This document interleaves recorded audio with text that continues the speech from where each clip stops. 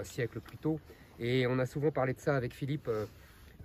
La Vendée, sa Vendée, a montré de la même façon le même effort admirable pour surmonter une tentative de génocide inouïe de la part des révolutionnaires français qui, je le rappelle, voulaient tuer les femmes, les enfants vendéens. Et là aussi, la Vendée s'est battue, a affronté le pire et a pu renaître de ses cendres. Et Philippe me raconte souvent que voilà, un siècle après le génocide vendéen, la France, la Vendée donnait 2 généraux vainqueurs à la France, Foch et Delattre. Clémenceau, pardon, excuse-moi. Clémenceau en 17 et Delattre en 40, en 45.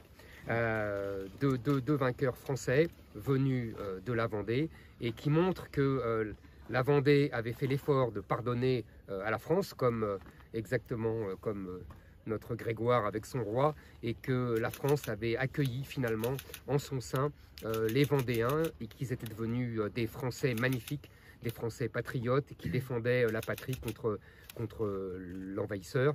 Et c'est une leçon absolument admirable qui est digne de la leçon de Jorvillapt que je vous ai contée tout à l'heure.